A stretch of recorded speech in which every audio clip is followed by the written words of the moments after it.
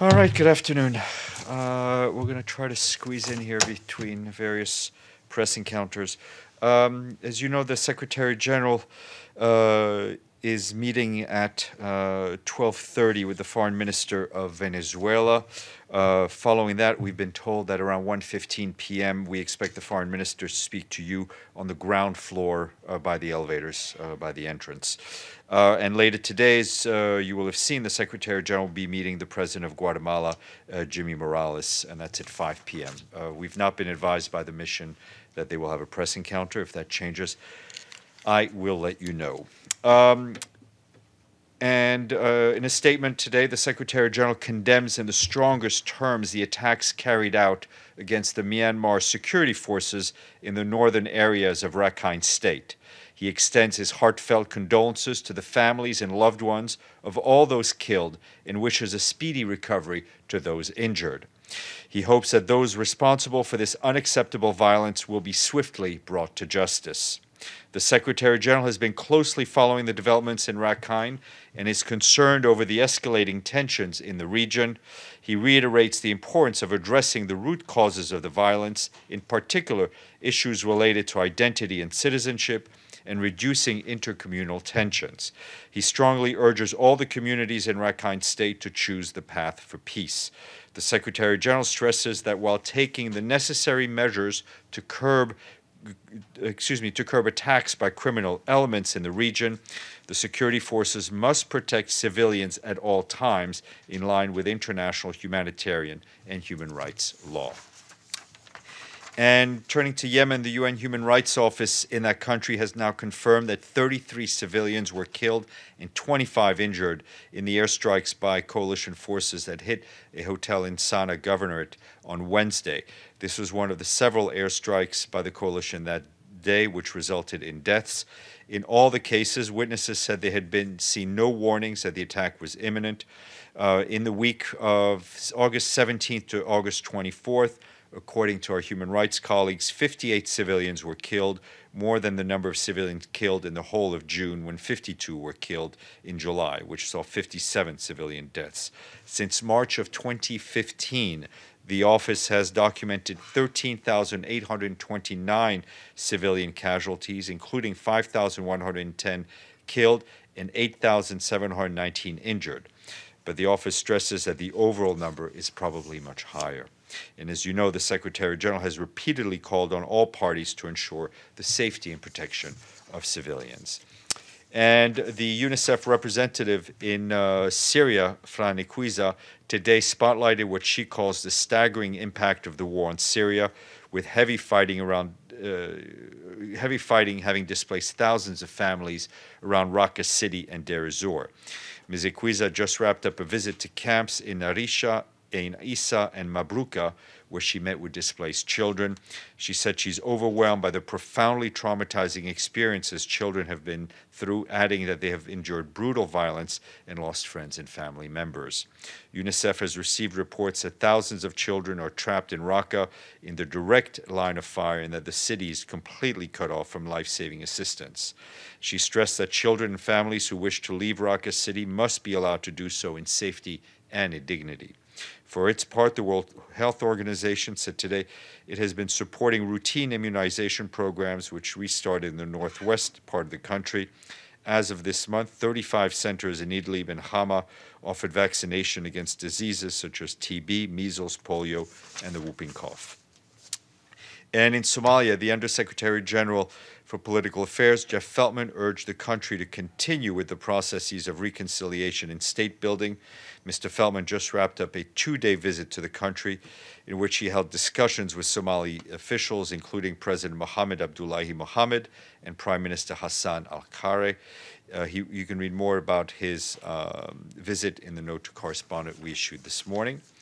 And on the Central African Republic, our humanitarian colleagues in the country tell us that the situation continues to worsen in Bangassou.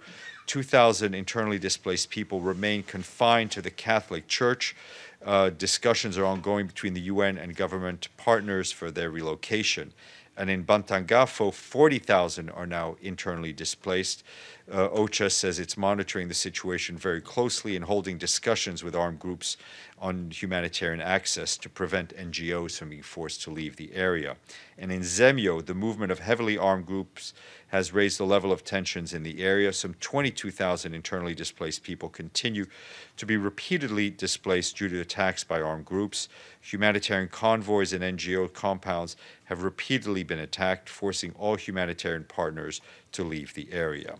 And in Bria, the presence of armed groups in IDP camps continues to create tensions. Fighting has been ongoing outside the town since August 21st, with all major roads out of Bria impacted, and commercial activities have been screeched to a halt. And on a related note to Central African Republic, I have a senior personnel appointment to make. The Secretary General is appointing Kenny Gluck of the United States as his Deputy Special Representative and Deputy Head of the UN Peacekeeping Mission in the Central African Republic. He succeeds Diane Corner of the UK. The Secretary General is grateful for Ms. Corner for her dedicated service and her steadfast political engagement during the startup phase of the peacekeeping operation. Mr. Gluck brings to the position several years of mediation and peace-building experience, and prior to joining the UN, he's worked with several international NGOs providing humanitarian assistance in complex emergencies. His bio is in my office. And WFP says it's started to distribute aid to 180,000 people following the floods in Nepal, which has affected 1.7 million. The floods have displaced some 460,000 people from their homes and left them without assistance.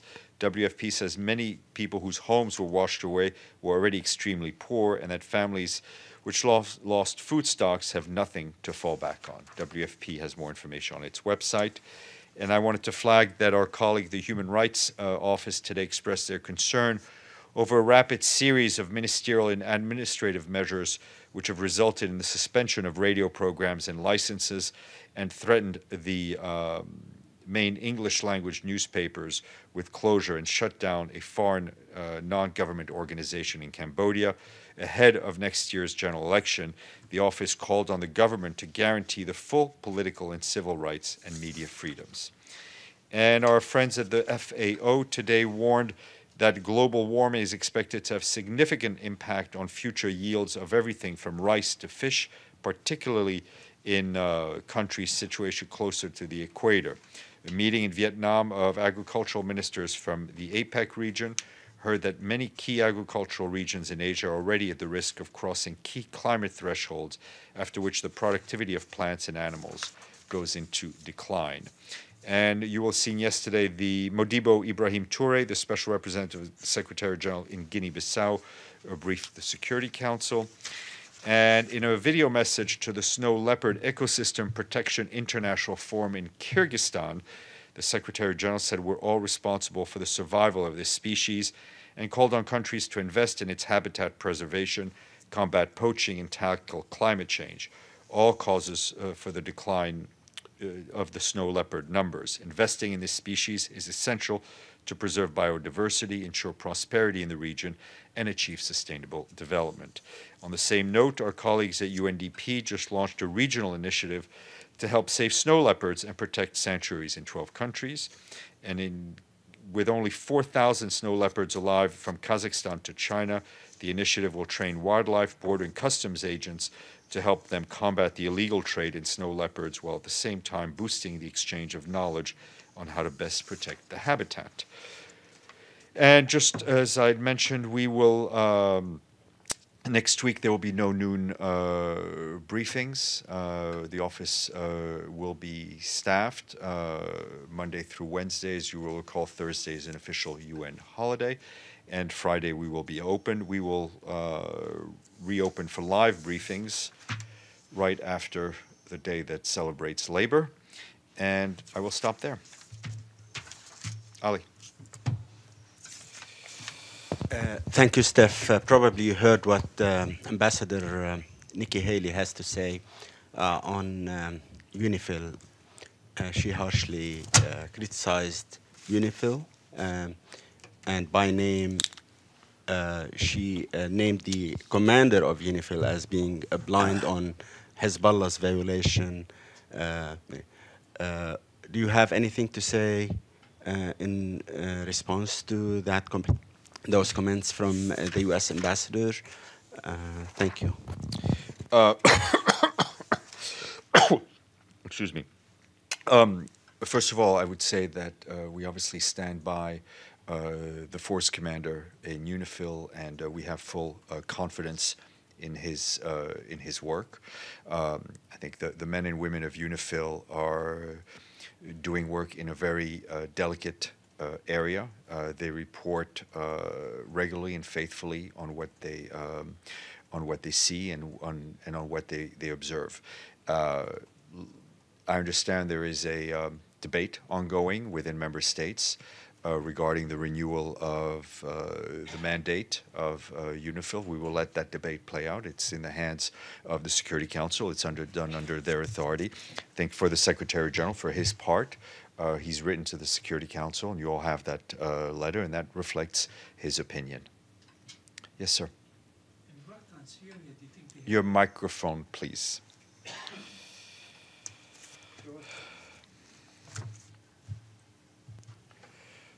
There you go.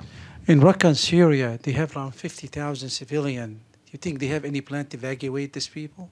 Well, I think what is important is that those civilians who want to leave should be allowed to leave freely and in dignity. As we from this podium and others in the UN system have said, we're extremely concerned at the ongoing violence in Raqqa and how the civilians are suffering. We understand within any military operation, all care must be taken to protect civilians. Yes, ma'am, and then Matthew.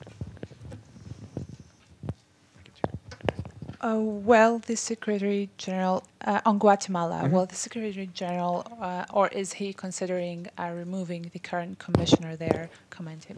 I think obviously we will hope to have some readout for you after the meeting. The Secretary General made his position clear a few days ago. It's standing by the work of the Commission and the Commissioner. Mr. Lee.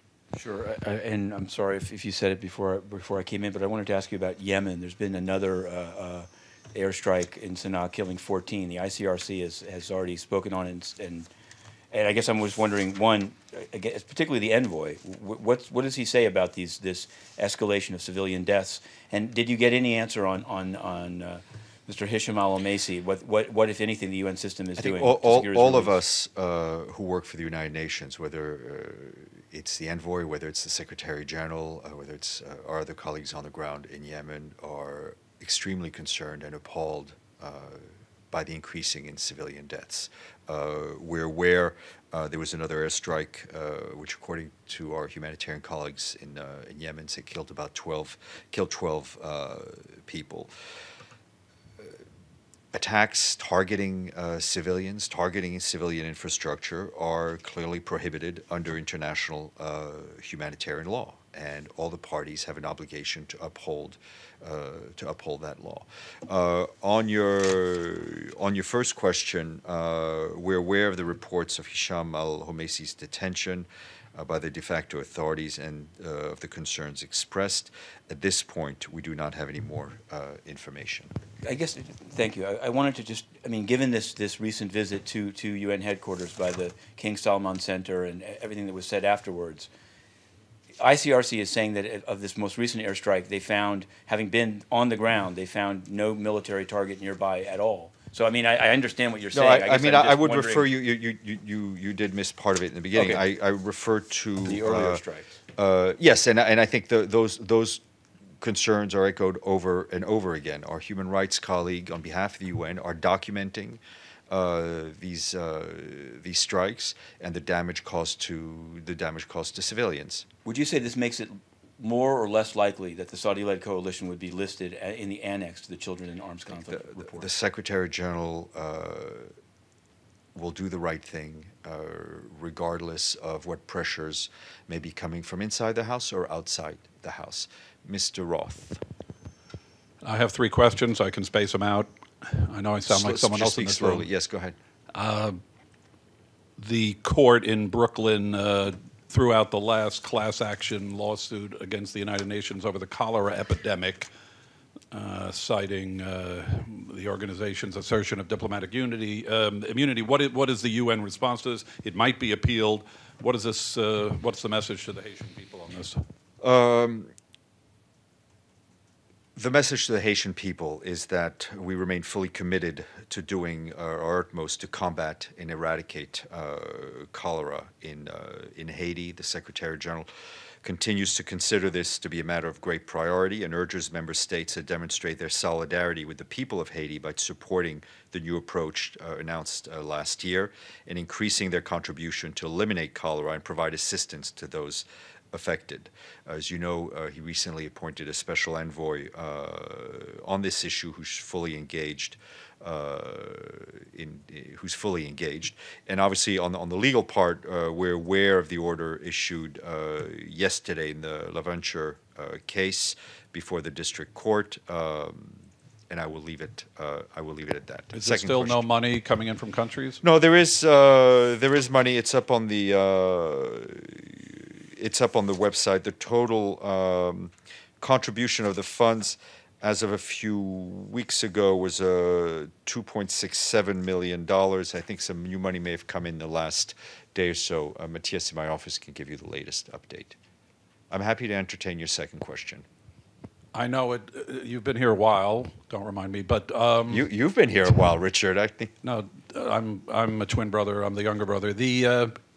It's not often, but it does happen with certain administrations that a UN staffer is called out, as witnessed this morning for UNIFIL, and we've had certain nominees not get approved. Will Mr. Guterres, if he's in the building, I lost track, come down and defend his general? Will the UN bow to the U.S. should they press for removal of this gentleman? I think, as I answered to your colleague a few minutes ago, we stand by the general and the force commander, and he continues his work with the full support of the Secretary General. And the last one, I was going to ask what day the Middle East Peace Conference is scheduled during Mr. Guterres' trip, but does he consult with Jared Kushner? Does anybody speak between U.S. and UN regarding the ongoing negotiating process? There are contacts between the U.S. And the UN. I'm not aware of any direct phone calls between the Secretary General and Jared Kushner. We're obviously aware that he's in the region, and I will keep you updated on any contacts. Yes, Epsil, and then, sorry.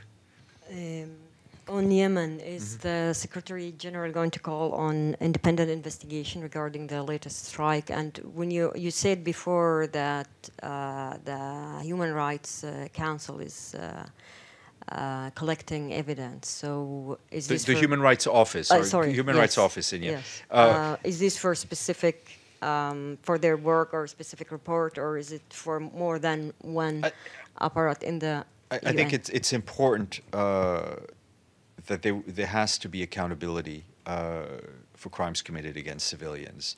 And for accountability, you need information and you need data. And it's important that that information be collected. What about? I think all of these incidents need to be investigated, and I think part of the work, the transparency that we do, is the work of the Human Rights Office. On Yemen too, is there any updates regarding the Sana'a airport? No, ma'am, none that I'm aware of. The Associated Press. Thanks. I guess as we speak, the Secretary General is getting together with the foreign minister from Venezuela, and I think they will have plenty to talk about, not least because there's been some U.S. activity on sanctions for Venezuela in the last hour or so.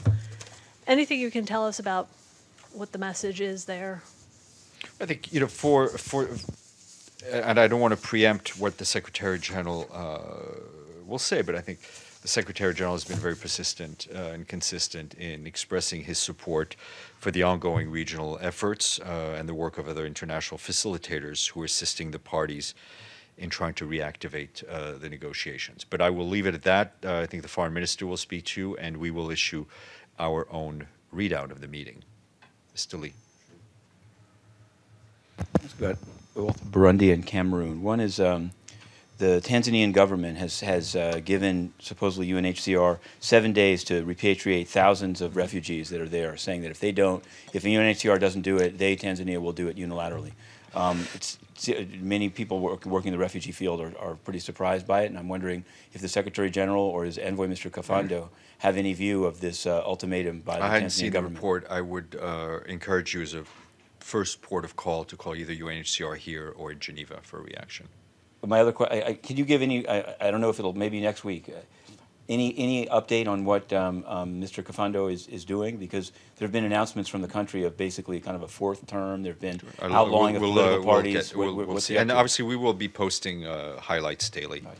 The other one is on Cameroon. I know that the Deputy Secretary General, Amina Mohammed, after meeting with the delegation of the BIA government, said she didn't want to use a sledgehammer, but she was going to continue to work on it. And the UK's understanding is that it's somehow on the radar.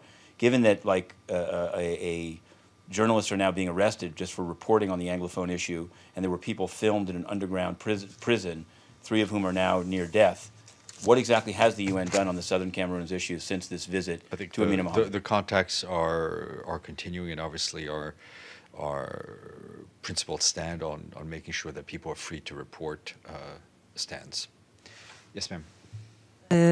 On the visit of the Secretary General to Israel and Palestine, is the Secretary General going to address the issue of illegal settlements when he meets with Mr. Netanyahu? And the other question regarding his meeting with Mr. Abbas, there is in the increasing arrests of journalists, Palestinian journalists, by the Palestinian Authority. So because a lot of times because they are very critical of different political steps that the Palestinian Authority is doing. So is the Secretary General going to address this issue too? These are all issues of concern, and we will give readouts accordingly after the meetings. There will be a press encounter, I think, after his meetings in Ramallah. Yep. Just wanted to ask. Indeed, we are. Yes, go ahead. I just want to ask if you're going to share details about the visit of Secretary General. No, I mean not more than what we had yesterday at this point. Okay. Yeah. Just now at the stakeout, I asked Nikki Haley about this, Michael Sharp and Zeta Catalan and the UN, the report to date, and she seemed to say that relying on the DRC to investigate is not acceptable to at least one of the countries of the 2 deceased. Mm-hmm. So what I mean, I know that you've been asked, and I'm not sure I understand the answer. What exactly does the Secretary General intend to have there be an investigation that is not DRC there run? needs to be there needs to be some sort of a follow-up mechanism. Those issues are currently being discussed within the House and with the Security Council. Obviously, there are also issues of sovereignty and of the Security Council that need to be taken into account. But I think the Secretary General is, first and foremost, wants to make sure that justice is done for these 2 young people who were doing work on behalf of the United Nations, on behalf of the Security Council, to try to bring light onto illicit activity.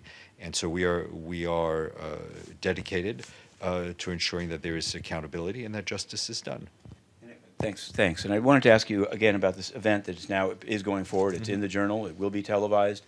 And I'd asked you yesterday whether this World Organization of Governance and Competitiveness, how it was vetted. And I didn't get an answer from you, but so I want to ask you.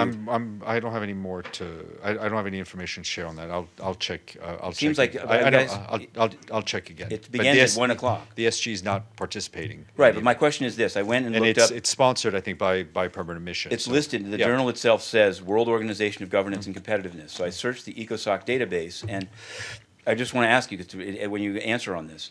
It was only formed in 2016, and yet it says it's an ECOSOC member organization. That's how it's sponsoring, and I believe paying for part of this event. And when you go to the ECOSOC documents, it basically took over the name of another group called World of Hope International. And so many people that work in this field, there's a lot of controversy about the NGO committee and ECOSOC, but how can a group sneak under the radar by buying a name? And I would like just to know from you, who's paying for the event? And I think what's its connection to Carlos Garcia? You should ask. I mean, I will look. No, it's the UN. No, who's you paying should. the UN? You should transferring money to the UN. Ask the organizers as well, Mr. Roth. Stéphane, you've been here a long time. Let me ask you. Is that going to be the preamble to every question, Richard? No. Is your hair naturally gray? Sorry. These briefings have turned it gray. Basically, it's sort of a recommendation. Do you think, and I know it falls under DPI, do you think that as we get closer to the GA, that it's possible not to have you can have your annual security briefing, but as you know, the reporters get very late notice on some of these events taking place in the building, off-site. Is there any way to have a background briefing that perhaps various departments could say and explain and to highlight issues that tend to get overrun, maybe more this year, somewhere a week or two before, if they know? In fact, we were just discussing that this morning with some of my colleagues, so we're trying to arrange that. And speaking of violence, do you have any pick in the Mayweather-McGregor fight? We're all for nonviolence. Yes, sir.